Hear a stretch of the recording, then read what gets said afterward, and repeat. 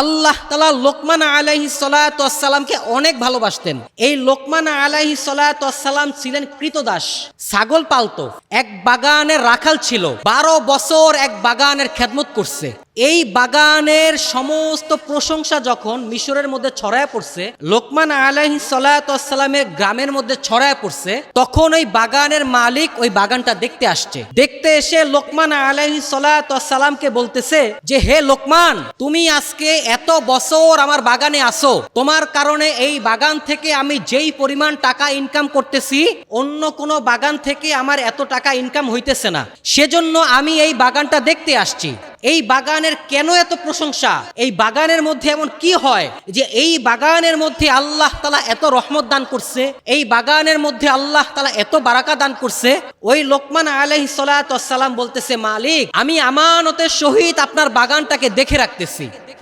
তখন এই মালিক বলছে যে, লোকমান, বাগানটা তো দেখতে খুব সুন্দর, ফলগুলো খুব দেখতে সুন্দর মনে হইতেছে, এক একটা ফল কত সুন্দর করে দেখা যাইতেছে, লাল নীল চমকদার ফলগুলো, তুমি আমাকে কয়েকটা ফল দাও, আমি ফল খাই। তখন লোকমান আলাইহিস সালাতু ওয়াস সালাম দেখতে সুন্দর এমন কিছু ফল এনে তার মালিকের সামনে দিছে, একটা ছুরি দিছে আর ফলগুলো দিছে। তখন ওই মালিক ফলগুলো কেটে মুখে দেওয়ার সাথে সাথে লোকমান আলাইহিস সালাতু ওয়াস সালামকে বলতেছে, লোকমান, তুমি কি আমার সাথে মশকরা করলা? আমি এত বছর পর আমার নিজের বাগানটা দেখতে আসলাম, তুমি আমাকে ভালো ভালো ফল দিবা, তুমি তা না দিয়ে বাগানের সব থেকে চুক্কা ফলগুলো, যেই ফলগুলো তিতা, এই ফলগুলো তুমি আমাকে খাইতে দিলা। তখন লোকমান আলাইহিস সালাতু ওয়াস সালাম বলতেছে, মালিক, আজকে 12 বছর আপনার বাগান দেখাশোনা করতেছি, কোনো দিন আপনার বাগানের একটা ফল আমি খাই নাই, আপনার আমানতের খেয়ানত আমি করি নাই। তখন ওই বাগানের মালিক বলতেছে, লোকমান, তোমাকে তো বাগানে দরকার নাই, তোমাকে খাজিনা দরকার, শহরে চলো, তোমার মতো আমানতদার শহরে দরকার। তখন লোকমান আলাইহিস সালাতু ওয়াস সালামকে তার মালিক শহরে নিয়ে গেছে। এই যে লোকমান আলাইহিস সালাতু ওয়াস সালাম আস্তে আস্তে উপরের দিকে উঠতেছে, তিনি মানুষের মার্জা হয়ে গেছে, মানুষের চোখের নিদর্শন হয়ে গেছে, মানুষের চোখের নিদর্শন হয়ে গেছে। মানুষ লোকমান আলাইহিস সালাতু ওয়াস সালামকে দেখে আমানতদারিতা শিখতেছে, কিভাবে আমানতদারিতা করতে হয়, কিভাবে মানুষের আমানতের খেয়ানত না করে নিজেকে হেফাজত রাখা যায়। এই আস্তে আস্তে তখন লোকমান আলাইহিস সালাতু ওয়াস সালাম উপরের দিকে উঠতেছে। আল্লাহ তাআলা বান্দার চেহারা দেখে না, আল্লাহ তাআলা বান্দার দিল দেখে, কলব দেখে। লোকমান আলাইহিস সালাতু ওয়াস সালাম আল্লাহ তাআলার একজন প্রিয় পছন্দীয় মানুষ ছিলেন। দুনিয়ার কোনো মানুষকে আল্লাহ তাআলা নবুয়তের অফার দেন নাই, এই লোকমান আলাইহিস সালাতু ওয়াস সালামকে আল্লাহ তাআলা নবুয়তের অফার দান করছে। লোকমান আলাইহিস সালাতু ওয়াস সালাম দেখতে কালো মানুষ ছিলেন, দুনিয়ার কোনো নবীকে আল্লাহ তাআলা কালো বানায় নাই, অথবা কোনো কালো মানুষকে আল্লাহ তাআলা নবুয়ত দান করেন নাই। সমস্ত নবীরা সৌন্দর্যের অতি পর্যায়ে, এক এক নবী তার ওই যুগের সবচেয়ে সৌন্দর্য। আম্মাজান আয়েশা বলেন, ইউসুফ আলাইহিস সালাতু ওয়াস সালামকে দেখে মিশরের সুন্দরী নারীরা ফল কাটতে গিয়ে নিজের আঙ্গুল কেটে ফেলেছিল। যদি ওই নারীরা মুহাম্মাদুর রাসূলুল্লাহ সাল্লাল্লাহু আলাইহি ওয়াসাল্লামকে দেখতো, তারা আঙ্গুল কাটতে গিয়ে নিজের কলিজা কেটে ফেলতো। নবীজি সাল্লাল্লাহু আলাইহি ওয়াসাল্লাম দেখতে এত সুন্দর ছিল। নবীরা সুন্দর কেননা নবীদেরকে আল্লাহ তাআলা জান্নাতের মাটি দিয়ে বানাইছে, আর যাদেরকে আল্লাহ তাআলা জান্নাতের মাটি দিয়ে বানাইছে তারা কখনো অসুন্দর হতে পারে না। কিন্তু লোকমান আলাইহিস সালাতু ওয়াস সালামকে আল্লাহ তাআলা ভালোবাসতেন।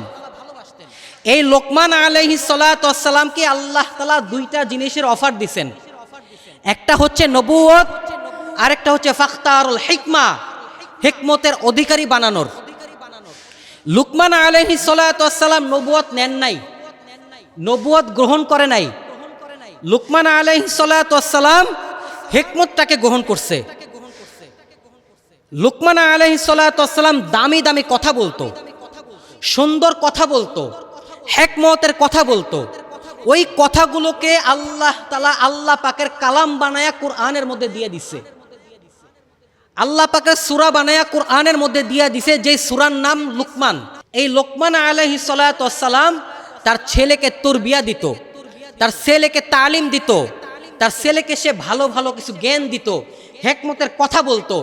ওই কথাগুলোকে আল্লাহ তাআলার পছন্দ হয়েছে, ওই কথাগুলোকে আল্লাহ তাআলা কোরআনের মধ্যে কালাম বানায়া দিছে।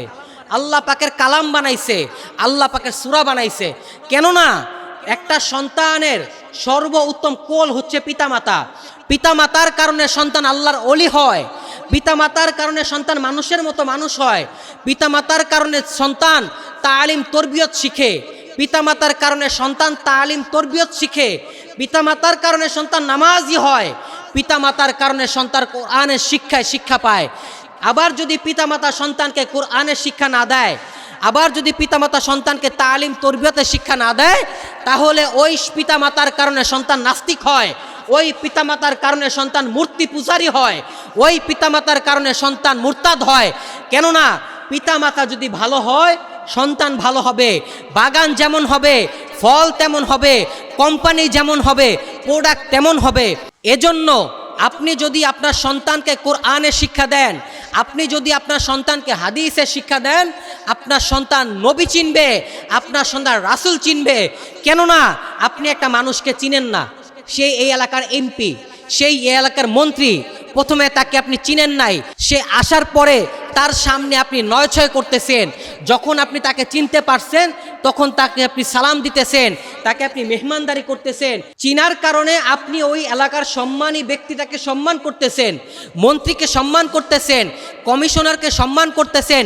ঠিক তেমনিভাবে যখন আপনি আপনার সন্তানের সামনে কোরআনের কথা বলবেন, নবীজির প্রশংসা করবেন, নবীজির পরিচয় দিবেন, নবীজির পরিচয় দিবেন, তখন আপনার সন্তান নবী চিনবে, তখন আপনার সন্তান কোরআন চিনবে, তখন আপনার সন্তান খোদা চিনবে। আর যদি আপনি আপনার সন্তানকে কোরআনের শিক্ষা না দেন, আর যদি আপনি আপনার সন্তানকে হাদিসের শিক্ষা না দেন, তাহলে আপনার সন্তান নাস্তিক হয়ে যাবে, আপনার সন্তান কাদিয়ানি হয়ে যাবে। পিতা মাতার কারণে সন্তান বুজুর্গ হয়। দুনিয়ার মধ্যে যত সন্তান বড় হয়েছে পিতামাতার কারণে, পিতামাতার মেহনতের কারণে, যত সাহাবায়ে কেরাম বড় হয়েছে, দ্বীন অর্জন করছে, কোরআন অর্জন করছে পিতামাতার মেহনতের কারণে। আব্দুল্লাহ ইবনে ওমর বড় হয়েছে পিতামাতার খেদমতের কারণে, পিতামাতার মেহনতের কারণে। হযরতে আনাস এত বড় বুজুর্গ হয়েছে পিতামাতার খেদমতের কারণে। ইমাম বুখারী রহমাতুল্লাহি আলাইহি এত বড় ইমাম হয়েছে মায়ের দোয়ার কারণে। ইমাম বুখারী রহমাতুল্লাহি আলাইহি জন্মের পরে অন্ধ জন্মাইছে, ওনার মা আল্লাহর কাছে দোয়া করছে, আল্লাহ তুমি আমার সন্তানের চোখের জ্যোতি ফিরিয়ে দাও, আমি আমার সন্তানকে তোমার রাস্তায় বিলিয়ে দিব, আমি আমার সন্তানকে তোমার রাস্তায় ওয়াকফ করে দিব। যখন মা দোয়া করছে তখন ইমাম বুখারী রহমাতুল্লাহি আলাইহির চোখের জ্যোতি ফিরে আসছে। শুধু চোখের জ্যোতি ফিরে আসছে ব্যাপারটা এমন নয়, উনি এই চোখ দিয়ে একবার যে জিনিস দেখতেন মৃত্যুর আগ পর্যন্ত ওই জিনিস ওনারা দেখতে হয় নাই। এই যে উনি ইমাম বুখারী হয়েছে মায়ের দোয়ার কারণে, এত বড় বুজুর্গ হয়েছে মায়ের দোয়ার কারণে। বাংলাদেশের মধ্যে যত বড় আলেম দেখেন, যত বড় বুজুর্গ দেখেন, তারা মায়ের দোয়ার কারণে এত বড় হয়েছে, মায়ের দোয়ার কারণে আল্লাহ তাআলা তাকে কবুল করে নিছে। হযরতে বাইজিদ বুস্তামি রহমাতুল্লাহি আলাইহির একটা প্রসিদ্ধ ঘটনা আছে। ইমাম বাইজিদ রহমাতুল্লাহি আলাইহি মায়ের দোয়ার কারণে বুজুর্গ হয়েছে। ইমাম বাইজিদ বুস্তামি রহমাতুল্লাহি আলাইকে তার মা মাদ্রাসায় দিয়ে আসছে, দিয়ে বলছে, বাইজিদ তুমি আলেম হয়ে বাড়িতে ফিরে আসবা, তুমি হাফেজ হয়ে বাড়িতে ফিরে আসবা, তুমি কোরআনের জ্ঞান অর্জন করে বাড়িতে ফিরে আসবা। ইমাম বাইজিদ বুস্তামি রহমাতুল্লাহি আলাই মাদ্রাসায় পড়াশোনা করতেছেন। মাদ্রাসায় পড়াশোনা করা অবস্থায় একবার হুজুরকে বলল যে, হুজুর আমাকে একটু ছুটি দেন, আমি বাসায় গিয়ে আমার আম্মাকে দেখে আসি। অনেক পিরাপিরি করতেছিল কিন্তু হুজুর ছুটি দিতেছিল না। তখন হুজুর তাকে একটা শর্ত দিছে যে, বাইজিদ তুমি এই পর্যন্ত পড়া মুখস্থ করে আসো, এই পর্যন্ত পড়া মুখস্থ যদি তোমার শেষ হয় এরপর তুমি আমার কাছে আসবা, আমি তোমাকে ছুটি দিয়ে দিব। হুজুরের ধারণা ছিল যে এই পরিমাণ পড়া মুখস্থ করতে বাইজিতের সময় লাগবে। পড়া মুখস্থ করতে বাইজিদের বেশি সময় লাগবে, বাসায় যাইতেও বেশি সময় লাগবে। কিন্তু ইমাম বাইজিদ বোস্তামি রহমতুল্লাহি আলাই ওনার মেহনত দিয়ে উনি 1 বছরের পড়া 1 মাসে শেষ করে ফেলছে। উনি পড়াশোনা শেষ করে ওনার হুজুরকে গিয়ে বলতেছে, হুজুর আমার পড়াশোনা শেষ হয়ে গেছে, আপনি আমাকে ছুটি দেন, আমি বাসায় যাই। আপনি আমাকে ছুটি দেন, আমি বাসায় যাই। তখন হুজুর বাধ্য হয়ে তাকে ছুটি দিছে। তিনি বাসায় গেছেন, গিয়ে তার মাকে বলতেছে, আম্মা আমি আপনার সন্তান বাইজিদ আসছি, আমার সামনে পর্দা করা লাগবে না, আপনি আপনার সামনে আসতে পারেন, আপনি আমার সামনে আসতে পারেন, আপনি দরজা খুলেন। তখন দরজার ভিতর থেকে ইমাম বাইজিদ বোস্তামি রহমতুল্লাহি আলাইহির মা বলতেছে, তুমি আমার বাইজিদ না, তুমি অন্য বাইজিদ হতে পারো। আমার বাইজিদ পড়াশোনা না করে বাড়িতে আসবে না। আমি আমার বাইজিদকে বলেছি তুমি আলেম হবে, তুমি হাফেজ হবে, এরপর তুমি বাড়িতে আসবে। তো ইমাম বাইজিদ বোস্তামি রহমতুল্লাহি আলাইহি মনে করছে যে যদি কিছুক্ষণ অপেক্ষা করি তো আম্মার মন নরম হবে, আম্মা আমাকে ঘরে ঢুকতে দিবে। কিন্তু সকাল যায়, বিকেল যায়, সন্ধ্যা যায়, রাত হয়ে যায়, ইমাম বাইজিদ বোস্তামি রহমতুল্লাহি আলাইহির আম্মা দরজা খুলে না। তখন একটা পর্যায়ে ইমাম বাইজিদ বাধ্য হয়ে মাদ্রাসায় ফিরে যায়। মাদ্রাসায় ফিরে গিয়ে তিনি পড়াশোনা করতে থাকে, তিনি ইলম মারেফতের জ্ঞান অর্জন করতে থাকে। ওনার পড়াশোনা যখন শেষ হয়ে যায়, উনি ফারেক হবে, আগামীকাল তাকে পাগড়ি পরায় দিবে, সম্মানজনক পাগড়ি। তো তখন ওনার ওস্তাদ স্বপ্নে দেখতেছে মুহাম্মাদুর রাসূলুল্লাহ সাল্লাল্লাহু আলাইহি ওয়াসাল্লাম স্বপ্নযোগে এসে বলতেছে, হুজুর তুমি ইমাম বাইজিদকে 2টা পাগড়ি পরাবা, একটা হচ্ছে আলেম হওয়ার পাগড়ি, আরেকটা হচ্ছে ইলম মারেফত অর্জন করার পাগড়ি। তখন ইমাম বাইজিদ বোস্তামি রহমতুল্লাহি আলাইকে তার ওস্তাদ 2টা পাগড়ি পরায় দেয়। তিনি ওই পাগড়ি নিয়ে তার মায়ের কাছে চলে যায়। মায়ের কাছে গিয়ে বলে, মা আমি হাফেজ আলেম হয়ে তোমার কাছে ফিরে আসছি, আমি তোমার সন্তান। তখন ইমাম বাইজিদ বোস্তামি দেখতেছে তার মা অনেক অসুস্থ, এলাকার লোকজন তার আম্মার সেবা করতেছে। তখন ইমাম বাইজিদ বোস্তামি রহমতুল্লাহি আলাইহির আম্মা তাকে বলতেছে, বাইজিদ আমাকে উঠা, আমাকে উজু করাও, আমি আল্লাহর কাছে 2 রাকাত শুকরিয়া তার নামাজ পড়ি। ইমাম বাইজিদ বোস্তামি রহমতুল্লাহি আলাইহি তার আম্মাকে উঠাইছে, তার আম্মাকে উজু করাইছে। তার আম্মা নামাজে দাঁড়ায় আল্লাহর কাছে দোয়া করছে, আল্লাহ তুমি আমার সন্তানকে কবুল করছো, তোমার কাছে লক্ষ লক্ষ শুকরিয়া, আমার সন্তান আজকে হাফেজ হয়েছে, আমার সন্তান আলেম হয়েছে। তখন তার আম্মা বলতেছে, আল্লাহ যদি আজকে আমি সুস্থ থাকি, আমার সন্তানকে আমি দিনের খেদমত করাইতে পারবো না, আমার সন্তান আমার খেদমত করবে। আল্লাহ আমি আমার সন্তানকে তোমার জন্য ওয়াকফ করে দিলাম, আমি চাই আমার সন্তান দিনের খেদমত করুক, আমি চাই আমার সন্তান দিনের খেদমত করুক, কোরআনের খেদমত করুক, হাদিসের খেদমত করুক, আমার খেদমত করার কোনো প্রয়োজন নাই, তুমি আমাকে তোমার কাছে নিয়ে যাও, তুমি মৃত্যু দিয়ে আমাকে তোমার কাছে নিয়ে যাও। তখন ইমাম বাইজিদ বোস্তামি রহমতুল্লাহি আলাইহির আম্মা ওই জায়নামাজে মৃত্যুবরণ করেন। বলি সুবহানাল্লাহ। এই যে ইমাম বাইজিদ বোস্তামি রহমতুল্লাহি আলাইহির আম্মা ইন্তেকাল করেন, ইন্তেকাল করার আগে দোয়া করছেন, আল্লাহ আমি আমার সন্তানকে তোমার কাছে ওয়াকফ করে দিলাম। মায়ের কারণে সন্তান আলেম হইছে, মায়ের কারণে সন্তান বুজুর্গ হইছে, পিতা মাতার কারণে সন্তানকে আল্লাহ তাআলা কবুল করে নেয়। আর যদি পিতা মাতা খারাপ হয়, ওই সন্তান নাস্তিক হবে, ওই সন্তান জেনাকার হবে, ওই সন্তান ঘুষখোর হবে, ওই সন্তান মদখোর হবে। এজন্য প্রিয় ভাই, প্রিয় বোন, আপনাদের যাদের সন্তান আছে এখনই সন্তানকে মাদ্রাসায় দেন, দিনের শিক্ষা দান করেন, মাদ্রাসায় দিয়ে দেন। সে কোরআন শিখবে, সে হাদিস শিখবে, সে আল্লাহর পরিচয় শিখবে, সে নবীর প্রতি তার ভালোবাসা বাড়বে, নবীর প্রতি তার মর্যাদা বাড়বে। আল্লাহ তাআলা বলেন, যদি কোনো উম্মত নবীকে ভালোবাসতে না পারে তার ঈমান খাঁটি হবে না। নবীজি সাল্লাল্লাহু আলাইহি ওয়াসাল্লাম একদিন বলতেছে, দেখো সাহাবায়ে কেরামদেরকে, তোমরা যদি আমাকে সব কিছু চাইতে ভালোবাসতে না পারো তোমরা খাঁটি ঈমানদার হবে না। তখন ওমর ফারুক রাদিয়াল্লাহু তাআলা আনহু বলতেছে, ইয়া রাসূলুল্লাহ আমি আমার জানের চাইতে আপনাকে বেশি ভালোবাসতে পারি না।